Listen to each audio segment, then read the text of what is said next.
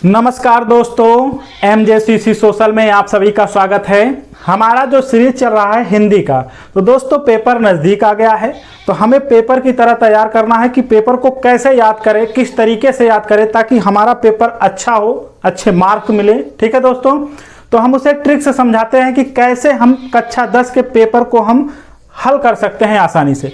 तो यहाँ पर दोस्तों दिया गया है कक्षा 10 के हिंदी को याद करने का तरीका। कक्षा 10 के हिंदी को याद करने का तरीका कि हम कैसे याद करते हैं दोस्तों। तो क्वेश्चन नंबर 1 दिया है। क्वेश्चन नंबर 1 का क्या दिया है, कह रहा सत्य कथन को पहचाने। तो शुरू में जो पहला क्वेश्चन आता है 1 का खा गा घा अंगा, क्वेश्चन नंबर 2 का खा और गा, इतने ही आते हैं दोस्तों क्वेश्चन नंबर 1 और क्वेश्चन नंबर 2। तो हम इस वीडियो में क्वेश्चन नंबर 1 और क्वेश्चन नंबर 2 को हल करते हैं दोस्तों। ट्रिक से हल करने की कोशिश करते हैं और उसे हम ट्रिक से याद करते हैं दोस्तों। तो कह रहा है सत्य कथन को पहचानना है, तो इसमें 4 विकल्प दिए गए हैं। उन विकल्पों में से हमें सही विकल्प चुनना है। तो कह रहा है कि ध्रुव स्वामिनी डॉक्टर राजेंद्र प्रसाद जी की नाट्य कृति है। कह रहा है कि पहले क्वेश्चन जो दिया गया है, कह रहा है ध्रुव स्वामिनी डॉक्टर राजेंद्र प्रसाद की नाट्य कृति है। तो क्या दोस्तों ध्रुव स्वामिनी को लिखने वाले राजेंद्र प्रसाद जी हैं और क्या एक नाटक कृति है? तो दोस्तों ध्रुव स्वामिनी जो है, ध्रुवों पर कौन रहता है? तो ध्रुवों पर दोस्तों शंकर जी रहते हैं, अर्थात पर्वतों पहाड़ों हिमालयों पर कौन रहता है? तो शंकर जी रहते हैं, ना कि डॉक्टर राजेंद्र प्रसाद जो हमारे भारत के प्रथम राष्ट्रपति डॉक्टर राजेंद्र प्रसाद हैं। ये थोड़ी पहाड़ों पर रहते थे, पहाड़ों पर रहते हैं शिव शंकर, राम कैलाश शिव शंकर जी रहते हैं।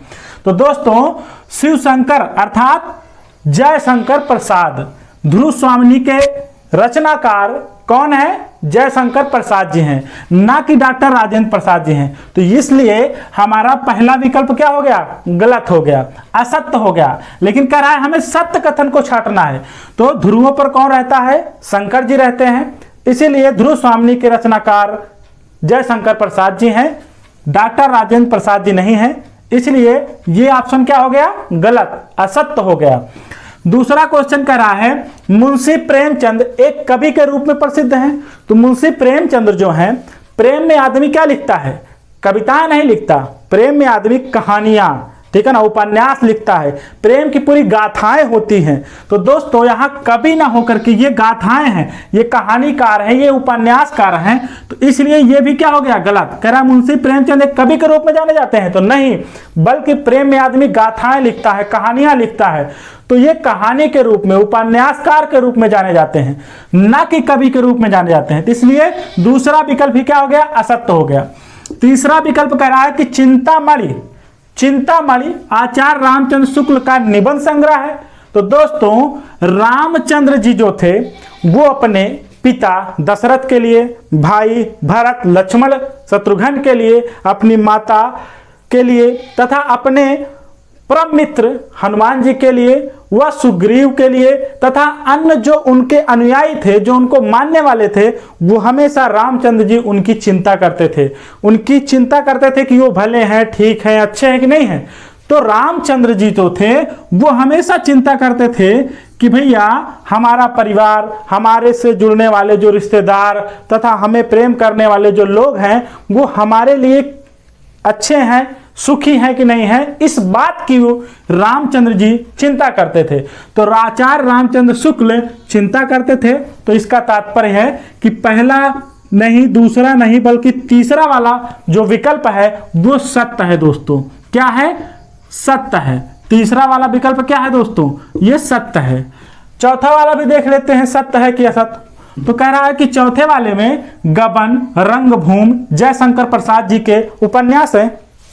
तो उपन्यास तो हैं, लेकिन क्या जयशंकर प्रसाद जी के हैं? तो दोस्तों नहीं, क्योंकि गबन कोई करता है तो प्रेम में सब कुछ गबन कर जाता है, सारी बातें गबन कर लेता है। उसी प्रकार रंगभूमि पर, किसी भी रंगभूमि पर, किसी भी मंच पर प्रेम में आदमी सारी गाथाएं गा देता है, सारी बातें बिखेर देता है, अपने आप को प्रतीत करने के लिए अपने अंदर के सारे अनुभव को रंगमंच पर दिखा देता है। तो इसका मतलब है कि गबन कर जाना और रंगभूमि ये दोनों प्रेम की बातें हैं। इसलिए मुंशी प्रेमचंद के उपन्यास है, न ना कि जयशंकर प्रसाद जी के, तो हम कह सकता हूं कि ये भी ऑप्शन क्या है, गलत, क्योंकि गबन और रंगभूमि दोनों मुंशी प्रेमचंद की रचना है। ठीक है दोस्तों, आगे देखते हैं। खा नंबर में कह रहा है किसी एक कृति के लेखक का नाम। यहां पर चार कृतियां दी गई हैं, इन चारों कृतियों में किसी एक का हमें लेखक का नाम लिखना है, रचनाकार का नाम लिखना है। तो दोस्तों किसी एक का समझना के बजाय हम चारों समझा देते हैं। गेहूं और गुलाब, गेहूं का जो पेड़ होता है बहुत सारे होते हैं, गुलाब भी बहुत सारे होते हैं, उनमें पत्ते बहुत सारे होते हैं, उनमें फूल बहुत सारे होते हैं। तो दोस्तों गेहूं और गुलाब जो है वो एक वृक्ष है, वो एक पेड़ है। तो इसलिए हम कह सकते हैं कि गेहूं और गुलाब के रचनाकार जो है राम वृक्ष बेनीपुरी, क्योंकि वृक्ष है, पेड़ है, क्योंकि गेहूं और गुलाब क्या है, पेड़ है। तो पेड़ से हम तात्पर्य कर लेते हैं कि राम वृक्ष बेनीपुरी, राम वृक्ष, वृक्ष माने पेड़, राम वृक्ष बेनीपुरी जो है गेहूं और गुलाब के रचनाकार है दोस्तों। तो इसके रचनाकार कौन है, गेहूं और गुलाब के, तो राम वृक्ष बेनीपुरी। दूसरा वाला कह रहा है कि इसमें से एक ही लिखना है, तो एक को लिख लिया, बाकी हम समझाने के लिए समझा दे रहा हूं कि स्मृति के रचनाएं रेखाएं हैं, स्मृति की रेखाएं हैं, किसकी रचना है, किस व्यक्ति की रचना है स्मृति की रेखाएं। तो दोस्तों स्मृति यानी याद किया जाता है, किसको याद करते हो, अपने परिवार की महिलाओं को, अपनी पत्नी को, ठीक है ना, अपने गर्लफ्रेंड को लोग याद करते हैं। तो स्मृति यानी याद करना, तो याद किसे किया जाता है, स्त्रियों को। तो स्त्री इसकी रचनाकार है। कौन है इसके रचनाकार, तो महादेवी वर्मा, महादेवी वर्मा इसके क्या है, रचनाकार है दोस्तों। आगे कह रहा है कि मेरी असफलताएं, मेरी असफलताएं, तो जो मेरी असफलताएं हैं उसके रचनाकार कौन है दोस्तों। तो मेरी असफलताओं में आप ध्यान दीजिए, तो आदमी क्या करता है, गुलाब देता है किसी को, तो गुलाब क्या हो जाता है, कोई लेने को तैयार नहीं है। कहने का मतलब है कि मेरी असफलता का कारण है कि मैं किसी को प्रपोज करना चाहूं तो वो मुझे नकार देता है, मेरा गुलाब नहीं लेता है। तो इसका मतलब है मेरी असफलता का मतलब होता है कि गुलाब राय। इसके रचनाकार कौन है भैया, गुलाब राय इसके रचनाकार हैं। कह रहा अर्धनारीश्वर कौन है, अर्धनारीश्वर के रचनाकार कौन है दोस्तों।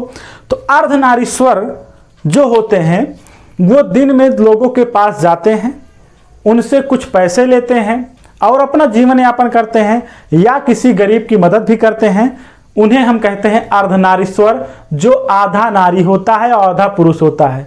तो वो दिनकर हुए, हम उन्हें क्या कहते हैं, अर्धनारीश्वर, मतलब दिन में जाकर के अपना परिवार पोषण के लिए पैसे कमाते हैं। तो अर्धनारीश्वर रामधारी सिंह दिनकर, रामधारी सिंह दिनकर हैं। ठीक है दोस्तों, तो दिनकर लिख सकता हूं, रामधारी सिंह दिनकर लिख देते हैं, दिनकर, रामधारी सिंह दिनकर अर्धनारीश्वर के रचनाकार हैं।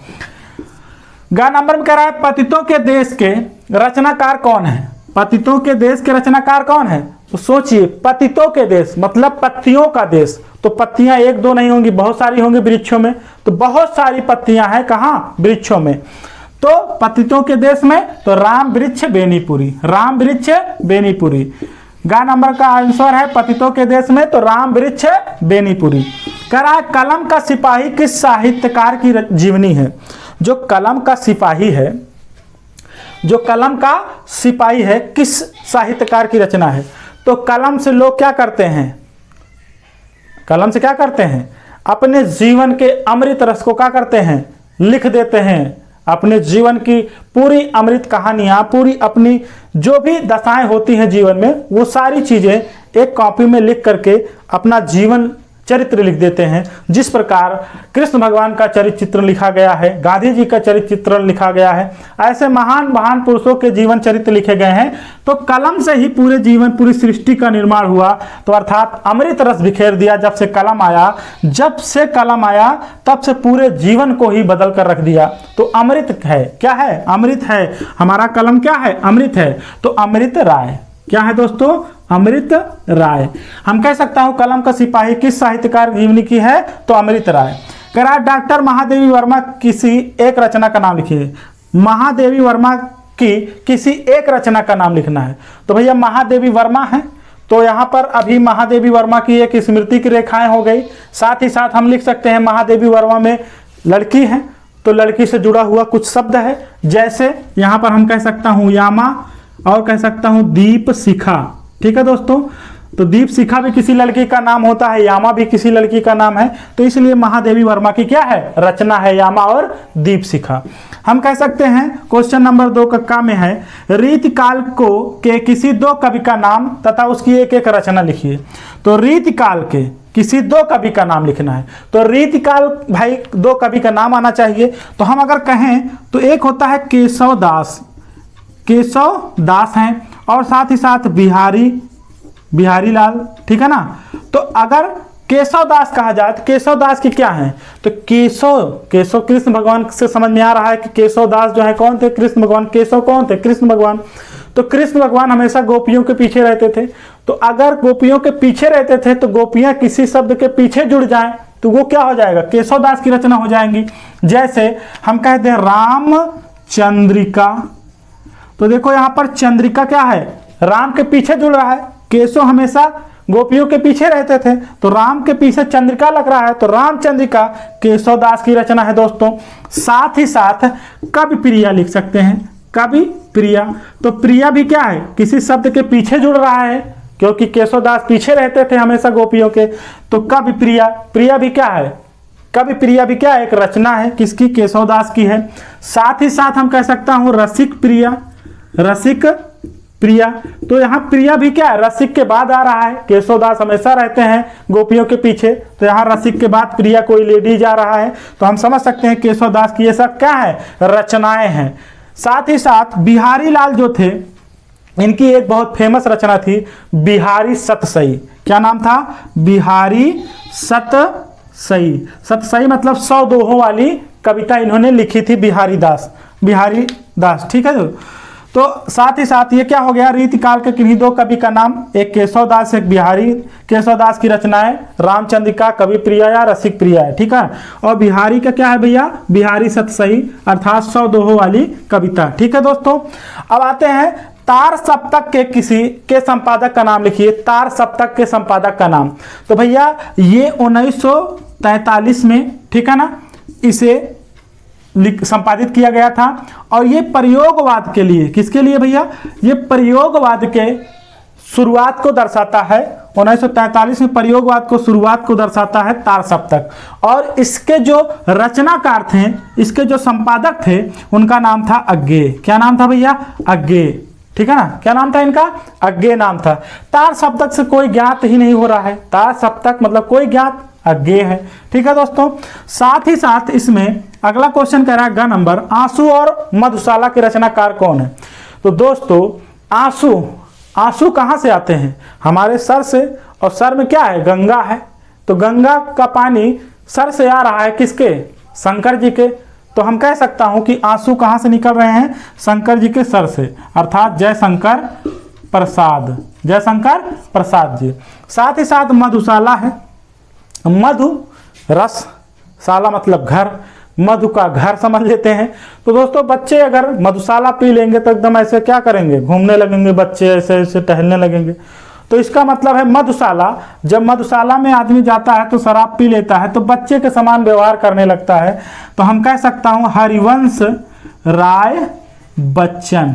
क्या नाम है, हरिवंश राय बच्चन नाम है दोस्तों। तो ये कौन है, अमिताभ बच्चन के पिता हरिवंश राय बच्चन। ठीक है। और अभिषेक बच्चन के पिता अमिताभ बच्चन, अर्थात हरिवंश राय बच्चन जो हैं वो अभिषेक बच्चन के दादाजी हैं दोस्तों। ठीक है।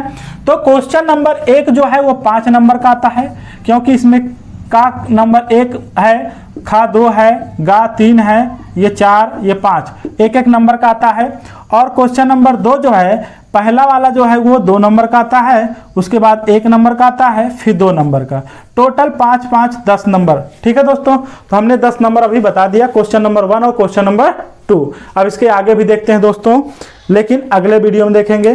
तो दोस्तों ये वीडियो कैसा लगा, अच्छा लगा तो लाइक, सब्सक्राइब और शेयर करें। ठीक है दोस्तों, और अपने दोस्तों में बांटें ताकि ये सभी के पास पहुंच सके और इस ट्रिक के माध्यम से वो अपने पेपर को और सरल बना सके दोस्तों। तो जय हिंद, जय भारत।